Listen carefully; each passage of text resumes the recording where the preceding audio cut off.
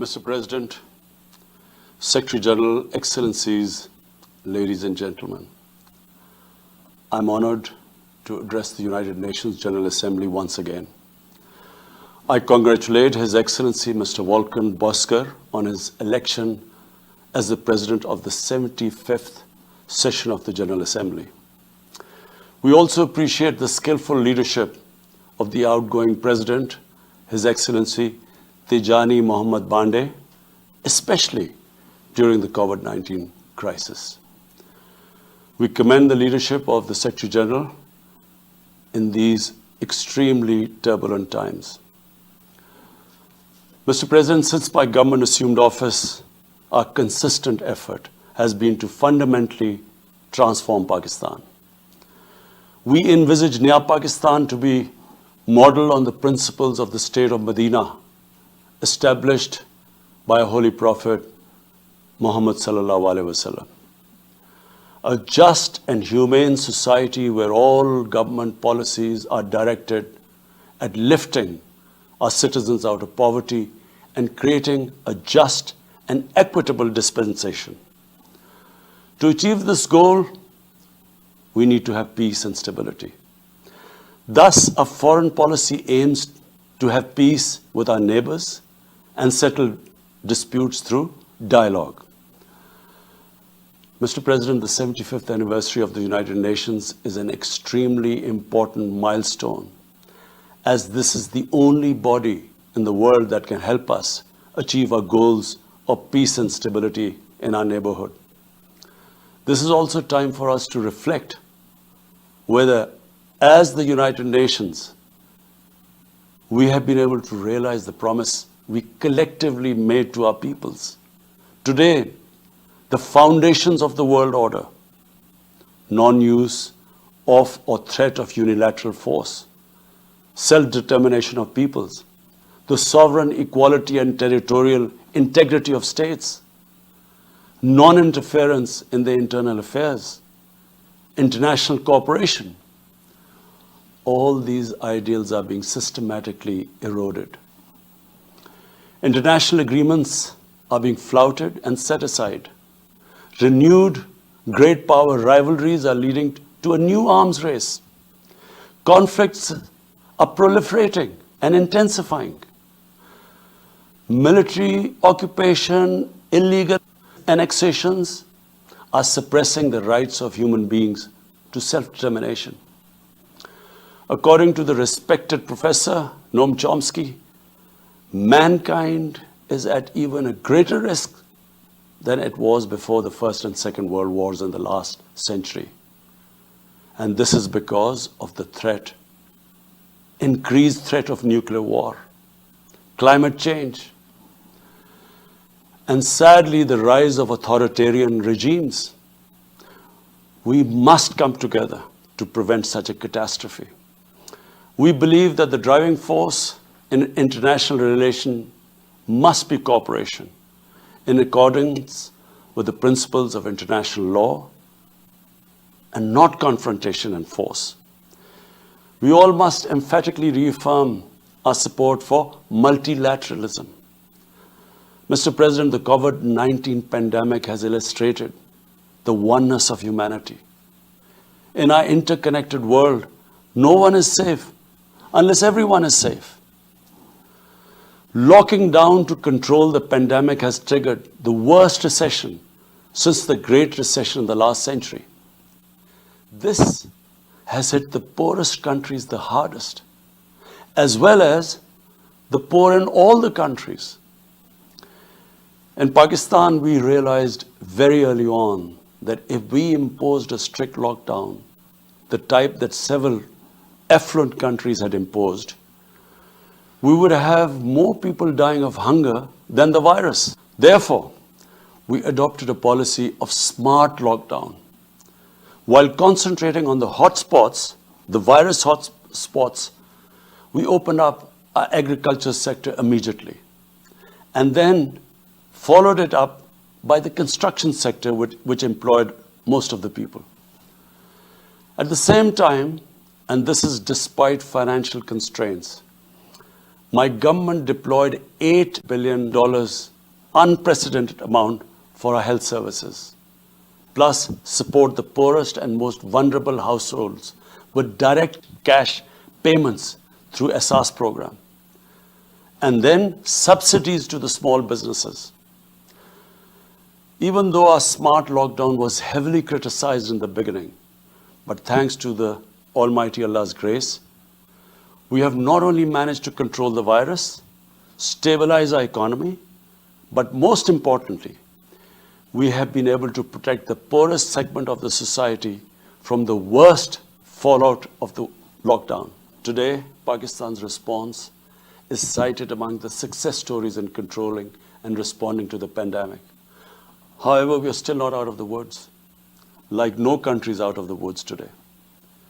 But Mr. President, it was obvious from the outset that developing countries would need fiscal space to respond to and recover from the COVID crisis. Debt relief is one of the best ways to create that fiscal space for developing countries. Therefore, in early April, I called for a global initiative on debt relief. We appreciate the G20's official debt suspension initiative and the emergency and rapid financing offered by the IMF, World Bank, Asian Development Bank, and UN agencies. This, however, is not going to be enough. The IMF has estimated that developing countries will need over $2.5 trillion to respond and recover from the crisis. The official debt suspension will need to be extended and expanded. Additional debt relief measures will also be needed. Development banks should ensure adequate financial inflows. Rich countries have generated over $10 trillion to finance their own response and recovery. They should support the creation of at least $500 billion in new special drawing rights for the developing world. Mr. President, in my address to the General Assembly last year, I had highlighted the tremendous damage that illicit financial flows from developing countries to rich countries and to offshore tax havens cause. This leads to the impoverishment of the developing nations. Money that could be used towards human development is siphoned off by corrupt elites. The loss of foreign exchange causes currency depreciation. That in turn leads to inflation and poverty. The quest for getting back these stolen resources is nearly impossible, given the cumbersome procedures. Moreover, the powerful money launderers have access to the best lawyers. And sadly, because they are the beneficiaries, there is a lack of political will in the rich countries to curb this criminal activity. Mr. President, if this phenomena is unaddressed, it will continue to accentuate the inequality between the rich and the poor nations, and eventually will spark off a bigger global crisis, a far bigger global crisis than the present migration issue poses. The rich states cannot hold forth on human rights and justice when they provide sanctuary to money launderers, to their looted wealth. There are robust anti-money laundering and anti-terror financing regimes.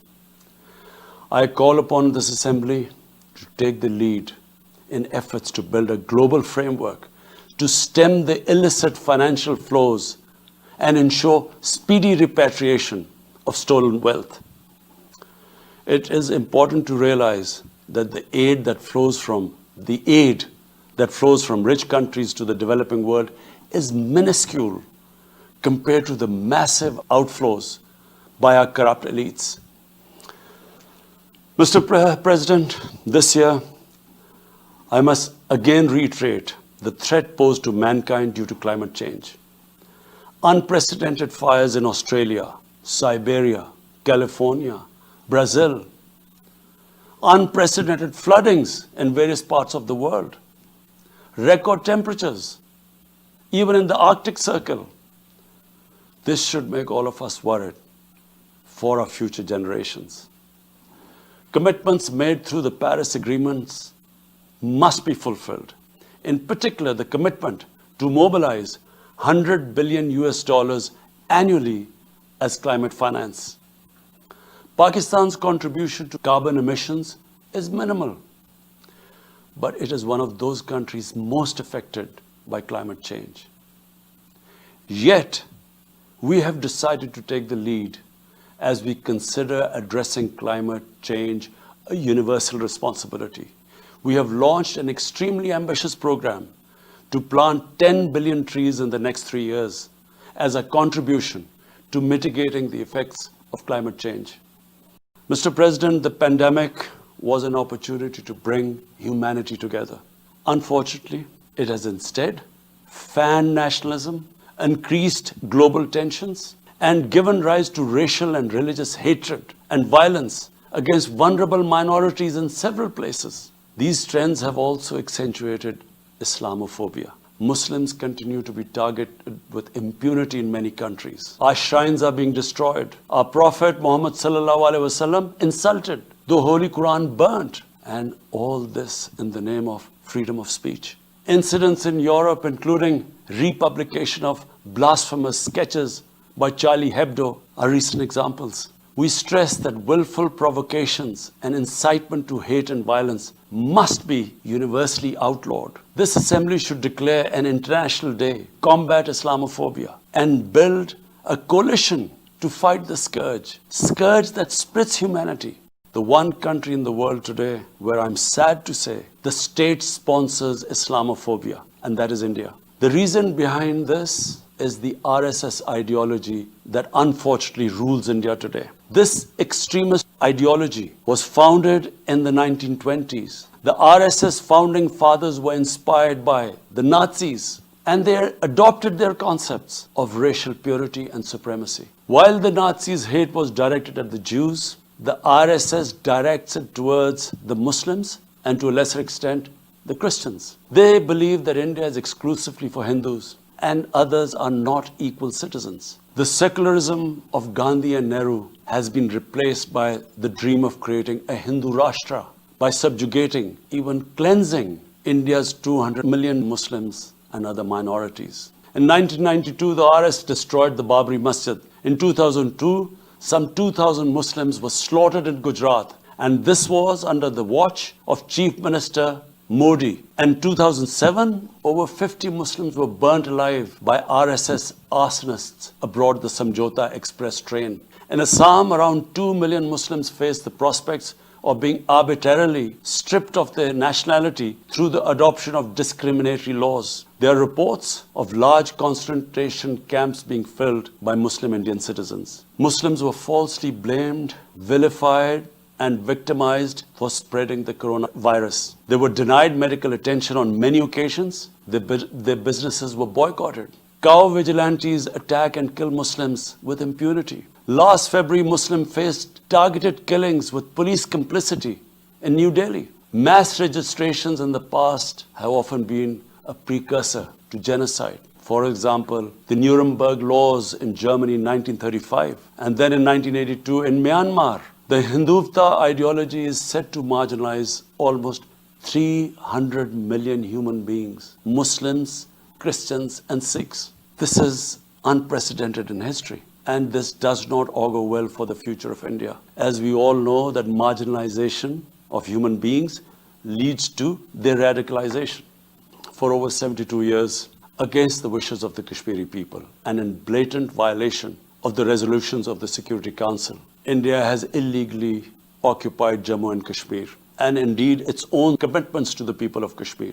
On 5th August last year, India illegally and unilaterally sought to change the status of the occupied territories and deployed additional troops, bringing the total number to 900,000, to impose a military siege on 8 million Kashmiris. All Kashmiri political leaders were incarcerated. About 13,000 Kashmiri youth were abducted and thousands tortured. A complete curfew was imposed. accompanied by a total communications blackout. Indian occupation forces have used brute force, including pellet guns against peaceful protesters, imposed collective punishments, including the destruction of entire neighborhoods, and extrajudicially murdered hundreds of innocent young Kashmiris in fake encounters, refusing even to hand over their bodies for burial. The Kashmiri media and those daring to raise their voice are being systematically harassed and intimidated through the use of draconian laws. All of this is well documented in the reports of the United Nations High Commissioner for Human Rights, communications from the Special Rapporteurs of Human Rights Council, statements from human rights and civil society organizations. The international community must investigate these grave violations and prosecute the Indian civil and military personnel involved in state terrorism and serious crimes against humanity being perpetrated, I'm sad to say, with complete impunity. The objective of this brutal campaign is to impose what the RSS BJP regime has itself called the final solution for Jammu and Kashmir. To this end, the military siege is being followed by moves to change the demographic structure of the occupied territory. This is an attempt to obliterate the distinct Kashmiri identity in order to effect the outcome of a plebiscite envisaged in the UN Security Council resolutions. This action is in violation of the UN Charter, Council resolutions, and international law, particularly the Fourth Geneva Convention. Changing demographic structure of occupied territory is a war crime. The brave Kashmiri people will never submit to Indian occupation and oppression. Their struggle is indigenous. They are fighting for a just cause, and generation after generation have laid down their lives to rid themselves of Indian occupation. The government and people of Pakistan are committed to standing by and supporting the Kashmiri brothers and sisters in the legitimate struggle for self-determination in order to divert attention from its illegal actions and atrocities in Indian-occupied Jammu and Kashmir. India is playing a dangerous game of upping the military ante against Pakistan in a nuclearized environment.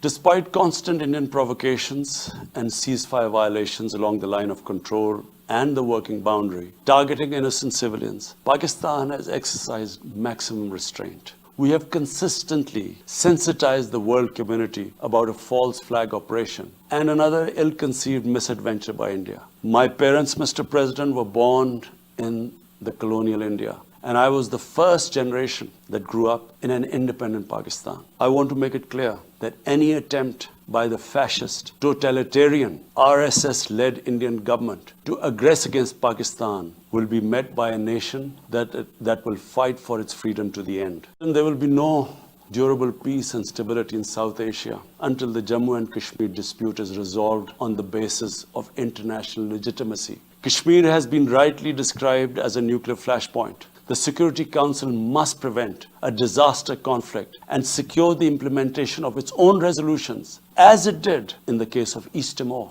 The Council has considered the situation in Jammu and Kashmir 3 times in the past year. It must take appropriate enforcement actions. It must also take steps to protect the Kashmiris from an impending genocide by India. Pakistan has always called for a peaceful solution. To this end, India must ascend. To reach this end, India must ascend the measures it has instituted since 5th August 2019, end its military siege and other gross human rights violations, and agree to resolve the Jammu and Kashmir dispute in accordance with the relevant UN Security Council resolutions, and of course, the wishes of the people of Kashmir. Pakistan's desire for peace in our region is also manifest in our efforts to promote a political solution in Afghanistan. I have consistently maintained over the past 2 decades that there is no military solution to the conflict in Afghanistan. The only way forward was and is a political settlement, which involves the full spectrum of Afghanistan's political actors. Pakistan fully facilitated the process that culminated in the US-Taliban peace agreement on 29 February 2020.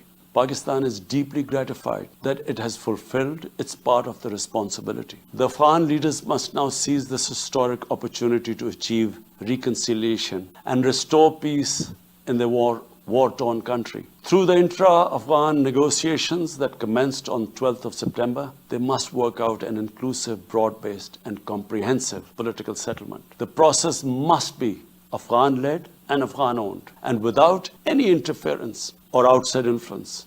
Early return of Afghan refugees must be part of this political solution. After almost 2 decades of war, it is imperative not to allow spoilers within and outside Afghanistan to subvert the peace process. Peace and stability in Afghanistan will open new opportunities for development and regional connectivity. Palestine remains a festering wound. A just and lasting settlement is indispensable for the Middle East and actually the world. Illegal annexations of Palestinian territory, the building of illegal settlements, and the imposition of inhuman living conditions on the Palestinian people, especially in Gaza, cannot bring peace to a troubled region. Pakistan continues to support a two-state solution in line with the UN General Assembly and Security Council resolutions within the international agreed parameters, and they are pre-1967 borders, and Al-Quds, Al-Sharif as the capital of a united, contiguous and independent Palestinian state.